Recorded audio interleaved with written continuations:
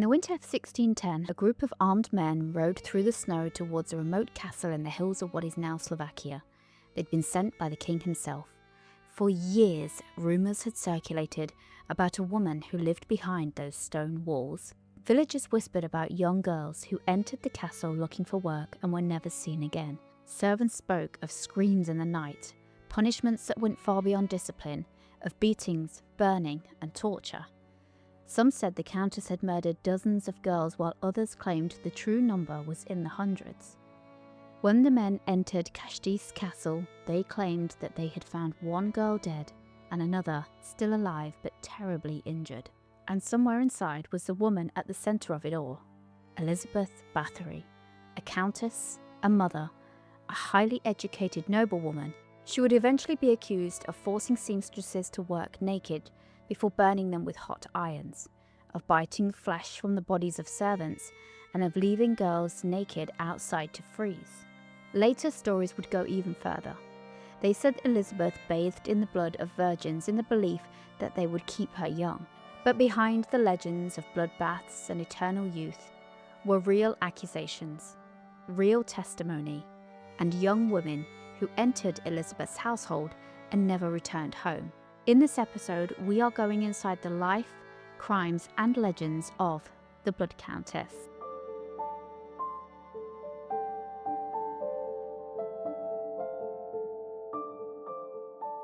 Hello everyone, welcome or welcome back. I'm so pleased that you have joined me for today's episode. If you are new here, we cover all things from true crime to the paranormal, history and mystery all wrapped into one. So if that sounds like something you might enjoy, please do subscribe if you are watching this on YouTube, or follow if you are listening to the audio versions. If you are fascinated by darker stories, then boy have I got a case for you tonight. Now, before we get properly into this story, there is something worth keeping in mind. Elizabeth Báthory lived more than 400 years ago.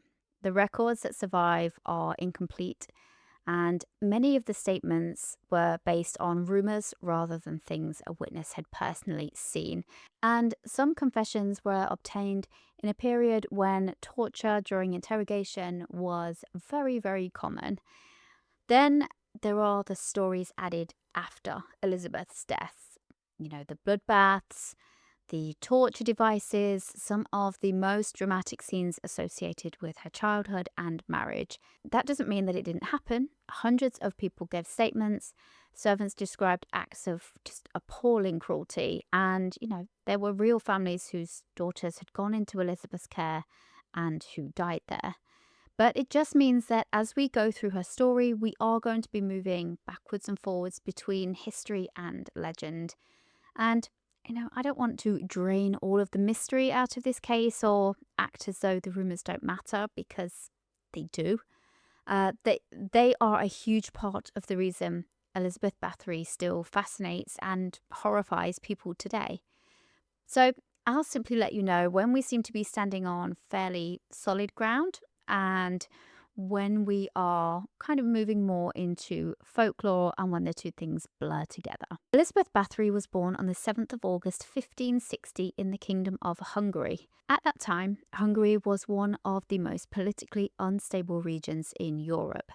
The Ottoman Empire was pressing in from the south, wars were frequent, and noble families held enormous power over their land and the people who lived on it. And Elizabeth belonged to one of the most powerful of these families, the House of Báthory. This was not an ordinary noble lineage either. Members of the family included princes, military commanders, and eventually a king. One of Elizabeth's relatives, Stephen Báthory, became King of Poland and Grand Duke of Lithuania. Elizabeth's father was Georgi Báthory, and her mother was Anna Báthory, Mr. and Mrs. Báthory. That makes complete sense, right, for a married couple? Until you realise that Anna's maiden name was also Báthory. Yep, they were cousins, and that's not a shock, right? Why did aristocratic families keep doing this? Well, the answer was usually land, money, political influence, or the belief that marrying within a powerful family would somehow preserve its bloodline. And I can kind of understand this logic, but still. I mean, I come from a huge family. I've probably got 50 odd cousins, and there is absolutely nothing that you could do to make me look at any of them romantically. But this is how the Báthories chose to go about things. And Elizabeth spent much of her childhood at one of the Báthory family's strongholds in eastern Hungary. Now, unlike most girls of the period, she received an exceptional education. She was reportedly fluent in several languages, including Hungarian, Latin, German, and Greek. This was a girl being prepared not merely to become somebody's wife, but to take her place within one of the most influential families in the region. And her education may have been refined, but the world around her was brutal. Public punishments were common. Peasants could be beaten, mutilated, or executed for offences that today might appear minor. Torture was not hidden behind prison walls, it was used openly as punishment, interrogation, and warning. Now, according to one of the darkest stories from Elizabeth's childhood, she witnessed a particularly savage punishment when she was about 6 years old. Now, the story goes that a man was beaten as a punishment whilst in front of her, but it didn't just stop there. Then a horse was sliced open through its stomach. The man, still alive, was placed inside the horse, and the horse was then sewn back together, and then the horse and the man were left to die. Now that is a horrifying image. And it's also one that we need to be a little careful with because there is very little reliable evidence that Elizabeth personally witnessed it. This very well may have been a story that was added later because people, I guess, want to try to explain what a child could witness to eventually grow into a woman described in the accusations. But what we do know is that she grew up surrounded by a culture in which violent punishment was normalized. Now, it won't come as a shock that Elizabeth's future was arranged early. And at about 11 years old, she was officially engaged to Ferenc Nádasdy. He was a very powerful nobleman and a soldier who would become known for his military campaigns against the Ottoman Empire. And, just like Elizabeth, Ferenc would acquire a fearsome reputation. He became known as the Black Knight of Hungary because of his ferocity in battle. Elizabeth and Ferenc married in 1575 when she was just 15, and their wedding was an enormous event, reportedly attended by more than 4,000 guests. Now, can you imagine? Hi, thanks for coming. Hi, thanks for coming. 4,000 times? No thanks. But they appeared to be a good match, and after Elizabeth moved to the Nádasdy estates, which included Čachtice Castle in what is now Slovakia, the place that would become inseparable from her legend. Now, later accounts claim that Ferenc introduced his young wife to methods of torture very early on in their marriage. One repeatedly told story says that he taught her to punish servants by stripping them, covering their bodies in honey, and forcing them to stand outside where insects and bugs would bite and sting them. Some versions present Elizabeth and Ferenc as a couple united by a shared love of violence, almost as if cruelty became a private interest that they encouraged in each other. Now, there is limited contemporary evidence that Ferenc literally taught Elizabeth to torture, so we can't know exactly what went on between them. What is much clearer is that Ferenc was considered a brutal soldier within an already violent age, and if the later stories are true, then Elizabeth didn't have a husband who tried to restrain her cruelty. She had one who helped to cultivate it. Now, the couple had several children, including 3 daughters and a son who survived into adulthood. But her husband spent much of their marriage away, fighting in wars, leaving Elizabeth to manage their enormous network of estates. Elizabeth was not a powerless wife waiting for her husband to return from war. She effectively ruled the family's lands in his absence. These estates included castles, villages, farms, and hundreds, sometimes thousands, of peasants who were legally bound to the landowners. Elizabeth oversaw finances and agricultural production. She handled disputes among villagers, corresponded about political matters, and disciplined the servants working within her households. For a woman in 16th century Europe, she possessed an extraordinary amount of authority. And that authority also placed vulnerable people completely at her mercy. And when I say she had power over these people, I mean almost complete power. A servant couldn't exactly complain to HR or simply walk away into another secure job. The girls entering Elizabeth's household were poor, dependent upon their employer, and from families with no influence. If one was beaten, disappeared, or died, there were very few people able or willing to challenge a woman of Elizabeth's rank. And for many years, her life outwardly resembled that of any immensely wealthy noblewoman managing a large and complicated estate. But sometime during the 1590s, rumours began to spread. Young girls were entering Elizabeth's service and not coming home. Some villagers claimed they had seen servants leaving the castle badly beaten. Others said they'd seen bodies being carried away at night. And at first, the stories were very easy for powerful people to ignore. Servants frequently came and went. Sickness was common, and the death of a poor peasant girl was unlikely to bring royal investigators to the gates of a noble family. But still, the rumours continued, and they grew darker. So let's talk a little bit about what Elizabeth was actually accused of doing then. According to testimony collected years later, the abuse may have started as punishment for ordinary mistakes and then slowly escalated into something far more extreme. Beatings were said to be common. Girls were allegedly struck with sticks and horsewhips until their skin split. Others were stabbed with needles beneath their fingernails or had needles pushed into their arms, lips, and shoulders. Some had their fingers crushed or cut off. Others were starved for days on end. Witnesses said heated irons were pressed against victims' arms and stomachs, leaving incredible burns. Now, later accounts claimed that seamstresses were sometimes made to work naked. If their stitching was wrong, if a garment did not fit, or if Elizabeth believed her clothes were just not right, she was said to press the hot iron directly against their bare skin. Now, we can't confirm every detail of that particular story, but allegations of girls being stripped and burned with heated metal do appear repeatedly throughout the wider case. There were also claims the girls were forced to stand outside during the Hungarian winter.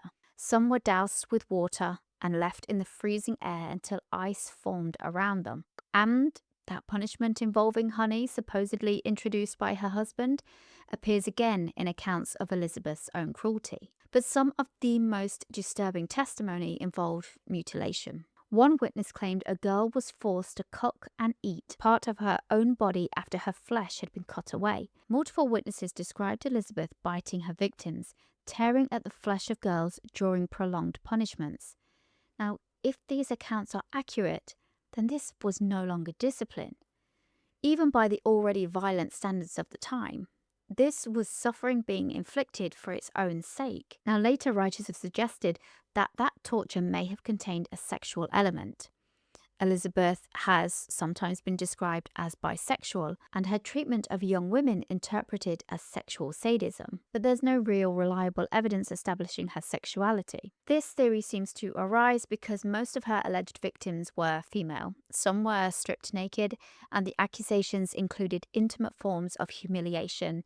There was biting, there was prolonged bodily torment. Now, perhaps domination and sadistic pleasure formed part of this abuse for Elizabeth, or perhaps young women were targeted simply because they formed most of Elizabeth's domestic workforce and possessed the least amount of power to resist her. But stories of female lovers and sexual torture became increasingly popular as Elizabeth was transformed from a historical noblewoman into a character of Gothic fiction and vampire mythology.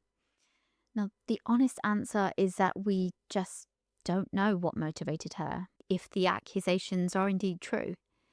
But the punishments were not the only horrifying part of the story. There was also the question of the bodies. People living near the castle talked about dead and mutilated girls being thrown over its walls. Now, according to this rumour, this was done as a warning to villagers below, a kind of grotesque demonstration of what could happen to anyone who defied the Countess. These bodies could have been secretly buried within the castle grounds, hidden in unmarked locations, or simply removed under the cover of darkness. But the image of corpses being deliberately thrown from the walls is again difficult to verify. But witnesses did later describe seeing mutilated bodies and girls being buried secretly, so you can kind of understand how a story like that could begin. Something was happening behind those walls, and the rumours refused to disappear. Now, as Elizabeth's story spread, people began associating her with increasingly elaborate torture devices. One allegation described a metal cage suspended from the ceiling. The victim would be locked inside. Spikes pointed inward from the metal frame, and when the cage was shaken or swung, they would tear into the person trapped within it. Another device linked to Elizabeth is the Iron Maiden, a human-shaped cabinet supposedly lined with spikes which pierced the victim when its doors were closed. It's exactly the sort of object you would expect to find waiting in the dungeon of a cruel medieval countess. And it may have been added to the story for that exact reason. It fits the image almost too perfectly, right? There is real doubt over whether an Iron Maiden was ever present in Elizabeth's castle at all. It seems to owe far more to later folklore than to the earliest evidence. But even the Iron Maiden is overshadowed by what came next, because there was one story that would eventually consume almost every other part of Elizabeth Bathory's life. It would give her the name by which millions of people now know her, and it would transform an accused murderer into something that felt almost supernatural. It supposedly began with a servant girl, a hairbrush, and a single splash of blood. We'll be right back after this short break. Before we get back to the story, a quick word about Audible. I'm an avid reader, and recently I have discovered the joy of audiobooks. Whether I'm cleaning or working at my computer, it makes even the most ordinary of jobs far more enjoyable. At the moment, I am listening to Stephen Fry's Odyssey. I'm sure you know Stephen Fry's voice. Hearing him read Greek mythology is absolutely brilliant. If you'd like to try Audible and discover your next listen, click the affiliate link in the description to sign up for your free trial. Thank you so much if you use the link, because you are helping to support the Still of the Night. Now, let's get back to our story. Welcome back. Just before the break, a servant girl had been brushing Elizabeth Bathory's hair when everything is said to have changed. Elizabeth is said to have bathed in the blood of virgin girls to preserve her beauty and youth, and this legend supposedly began with a servant brushing her hair. The girl pulled a little too hard while trying to work through a knot, and Elizabeth, furious at being hurt, struck the girl. And she hit the servant with such force that the girl began to bleed, and some of that blood splashed onto Elizabeth's hand. And later, when Elizabeth looked at the place where the blood had landed, she supposedly thought that her skin appeared smoother, brighter, and more youthful. And from that moment, the story says, she became convinced that the blood of virgins could protect her from aging. Girls were murdered, their blood was collected, and Elizabeth lowered herself into baths filled with it, believing each one would restore her beauty. It's quite an unforgettable image, right? The Countess reclining in crimson while another victim lies dead nearby. But it's also a story that appeared long after Elizabeth's death. No allegation of bloodbathing appears in the early investigation testimony, despite the hundreds of people questioned and the many graphic accusations they made. In fact, the story did not appear in print until 1729, more than a century after Elizabeth died. Now, that doesn't make the legend irrelevant, far from it. It tells us something about how Elizabeth's story evolved and about the particular fears projected onto powerful women: vanity, aging, sexuality, and the desire to remain beautiful at any cost. Now, it's very, very unlikely that bloodbathing was among the acts investigated in 1610. The title Blood Countess, the image that has followed her through books and films, and the act for which she is now best known, all owe more to the legend created around Elizabeth than the surviving case against her. And the allegations that do appear in the case were horrifying enough without adding a bath full of blood. So, what happened to Elizabeth's husband when she was supposedly doing all of this? Well, his health began to deteriorate in around 1601. He reportedly suffered debilitating pain in his legs and never fully recovered. By 1603, he was permanently disabled. He died on the 4th of January 1604 at the age of 48. And Elizabeth was now a widow, with even greater control over her estates and the people living within them. Some retellings suggest that her cruelty escalated sharply after Ferenc's death, almost as though the last restraint on her behaviour had suddenly disappeared. But remember, allegations had already begun circulating during his lifetime, and if the stories about their shared interest in violence were true, he probably wasn't even a restraint at all. And so for years, the alleged victims were mainly the poor village girls. Their families could grieve, they could warn one another, but they had little ability to confront Elizabeth or force authorities to act.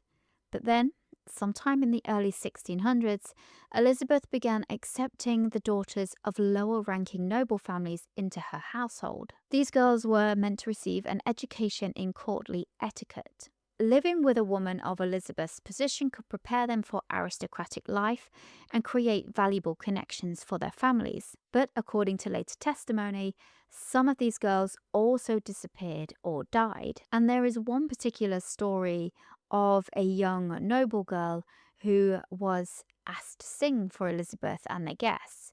Now, this girl would have been particularly young, and she got up to sing. She was very, very nervous and didn't do a great job. Now, this angered Elizabeth, and she is reported to have beaten the girl quite severely as a punishment. And for Elizabeth, that was a big mistake, because the daughter of a peasant could vanish without bringing down the machinery of the state. The daughter of a noble family was much harder to erase. Once influential parents began asking what happened to their children, the rumours could no longer remain safely contained within the villages surrounding the castle. In 1610, the King of Hungary ordered an investigation. This task was given to György Thurzó, the Palatine of Hungary and one of the most powerful officials in the kingdom.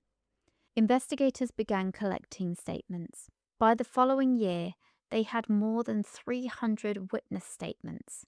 And that amount of witnesses sounds overwhelming, and it is. But their testimony wasn't all of equal value.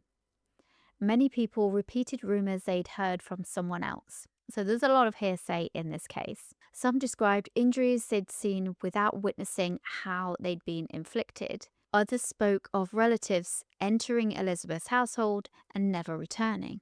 But some former servants claimed to have personally witnessed torture within the castle. They were the ones that described beatings, burning, starvation, and mutilation. One described a victim whose face had been burned so badly that she later died from infection. Another spoke of a girl being beaten so severely that pieces of flesh had been torn from her body. One servant alleged that Elizabeth kept a book containing the names of 650 victims, though this book was never found. I mean, if you think about that number, 650 victims, would make Elizabeth one of the most prolific murderers in recorded history. And it's a figure most often repeated when she is described as one of the worst female serial killers. But it remains an allegation within an already complicated case, not an established body count. But even without that number, the volume and consistency of some of the accusations suggested that at least some girls had suffered terribly in Elizabeth's service. And the question was how much the investigators truly knew before they arrived at Čachtice Castle, and what they would find when they entered it. In late December 1610, Thurzó led a group of men to the castle, and you can probably picture a familiar version of what happened next. You've got this old stone castle, men burst through the doors, catch Elizabeth in the act, surrounded by blood and bodies everywhere. But the surviving account is a lot less theatrical, but it's still deeply disturbing. Now, Thurzo claimed that upon entering the castle, they found one girl already dead and another alive, but very, very badly injured. Several servants believed to have helped Elizabeth were arrested immediately, and Elizabeth herself was placed under house arrest. So for a poor suspect accused of even a fraction of these crimes, arrest would have likely meant imprisonment, torture, and then public execution. But Elizabeth Báthory was not poor. She, remember, was one of the most powerful noblewomen of her time, and because of that, she would never stand trial. The trials instead focused on Elizabeth's servants and the alleged accomplices. Several confessed to helping torture and kill the girls, although these confessions require caution. Torture was commonly used during interrogation, and some of the accused servants were tortured before giving evidence. Their statements implicated Elizabeth as the person directing and personally carrying out much of the violence. In 1611, several servants were executed. Some reportedly had their fingers torn out before they were burned at the stake. Others were beheaded, and the brutality of their punishment gives us an idea of the same violent world in which the accusations against Elizabeth had developed. Their confessions sealed her fate, but they did not lead to her appearing before a court where the case against her could be tested. And there were probably very powerful reasons to avoid a public trial. Executing a noblewoman of Elizabeth's rank would cause enormous scandal and could damage the reputation of several leading families. A public trial may also expose political arrangements, inheritance disputes, or uncomfortable questions about how so many deaths had allegedly continued for so long. It also would have given Elizabeth an opportunity to defend herself, but instead, she was confined without a formal verdict. Now, according to the best-known version, Elizabeth was sealed inside a set of rooms within her own castle. The doors and the windows were bricked up, leaving only small openings through which food and air could pass. And it's an almost too perfect Gothic ending for the Blood Countess, the woman accused of turning her castle into a place of suffering, entombed alive within its walls. Some other accounts suggest her confinement may have been a little less severe than the image implies, and would more closely resemble guarded house arrest. But either way, Elizabeth never regained her former freedom, and she remained at Čachtice for the rest of her life. In August of 1614, a guard found her dead. She was 54 years old. So, was Elizabeth guilty? And this is where the case becomes particularly difficult because there are real problems whichever way you look at it. Some people believe Elizabeth Báthory was a sadistic murderer whose wealth allowed her to prey upon vulnerable girls for years. The number of witnesses, the descriptions of the injuries and tortures, and the accounts given by servants suggests that something terrible was taking place. A political plot does not automatically explain away every dead or injured girl, but some believe that Elizabeth was targeted because she was a wealthy and unusually powerful woman. The king allegedly owed her a significant amount of money, and removing Elizabeth from power could settle inconvenient debts. It could also allow control of valuable lands and wealth to shift elsewhere. And so while her position may have made her difficult to challenge, it also made her an extremely valuable target. But because she never received a proper trial, we cannot examine a complete prosecution and defense. So we can't see every witness challenged or every inconsistency tested or every political interest exposed. The servants' tortured confessions make part of the evidence even more uncertain. The reliance on second-hand accounts complicates it even further. And the legends added in later centuries now sit so closely beside the original allegations that they are often impossible to distinguish in popular retellings. Yet, dismissing the entire case as nothing more than a conspiracy creates another problem, because it risks making the missing, injured, and dead girls disappear all over again. Perhaps Elizabeth didn't kill 650 people. Perhaps she never owned a torture device. Perhaps she never bathed in a single drop of blood. None of those things would prove that she was innocent of abusing or killing the servants under her control. And the most believable answer may lie somewhere in the uncomfortable space between those two extremes. Elizabeth Báthory may have been responsible for serious and repeated violence. Her position may have protected her for years. Then, once political and noble interests turned against her, genuine crimes may have been exaggerated and reshaped into something almost supernatural. A cruel woman became a monster. A criminal investigation became a Gothic legend, and victims became a number, possibly 650, repeated far more often than any of their names. More than 400 years after Elizabeth Báthory's death, we are left with a story suspended between history and folklore. There is the historical woman, this highly educated countess born into one of the most powerful families in Hungary, married at 15, left to command enormous estates, and eventually accused by hundreds of witnesses of horrific cruelty. Then there is the Blood Countess, the ageless monster bathing in virgin blood, surrounded by iron cages and mutilated bodies, driven by vanity and an almost supernatural appetite for suffering. The second figure, unfortunately, has largely swallowed the first, but perhaps the most frightening parts of this story are the ones that don't require anything supernatural.